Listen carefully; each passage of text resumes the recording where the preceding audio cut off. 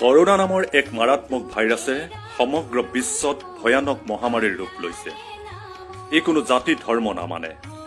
নিৰ্বোধ ভাইৰাছে সংঘটিত কৰা মৃত্যুৱে কোনো পুণ্যৱান ব্যক্তিকো ৰেহাই নিদিয়ে। বিশ্বনবী হজৰত মহম্মদ সাল্লাল্লাহু আলাইহি ৱাছাল্লামৰ বহুতো সংগী বা সাহাবাও প্লেগ নামৰ বীজাণুৱে সৃষ্টি কৰা মহামাৰীত মৃত্যুবৰণ কৰিছিল। এনেকুৱা ভয়ানক সময়ত বিশ্বনবী সাল্লাল্লাহু আলাইহি ৱাছাল্লামজনৰ উপদেশ আছিল এনেধৰণৰ: যদি কোনো অঞ্চলত মহামাৰীৰ প্ৰাদুৰ্ভাৱ হোৱা তুমি শুনিবলৈ পাইছা, তালৈ নাযাবা।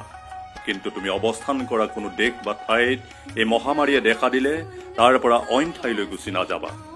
এনে মহামাৰী আক্ৰান্ত অঞ্চলত থাকি তোমাৰ মৃত্যু হলেও কথা নাই, তুমি শ্বহীদৰ সন্মান পাবা।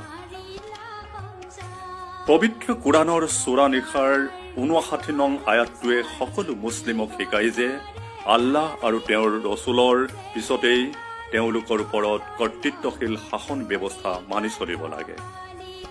আকৌ সূৰা বাকাৰাৰ 185 নং আয়াতৰ মতে আল্লাই মানুহৰ কাৰণে সহজ সাধ্য আচৰণ বিচাৰে, কষ্টকৰ নহয়।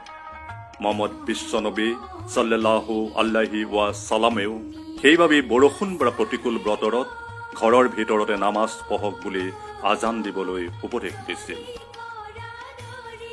গতিকে পবিত্ৰ কোৰাণ আৰু বিশ্বনবী হজৰত মহম্মদ সাল্লাল্লাহু আলাইহি ৱাছাল্লামৰ উপদেশ মতে আমাৰ অসমৰ প্ৰত্যেকজন মুছলিম ব্যক্তিয়ে সম্প্ৰতি COVID-19 নামৰ বিষাক্ত ভাইৰাছে সৃষ্টি কৰা মহামাৰীৰ আতংকৰ সময়ত চৰকাৰ তথা প্ৰশাসনে ঘোষণা কৰা সম্পূৰ্ণ লকডাউন মানি চলিব লাগে।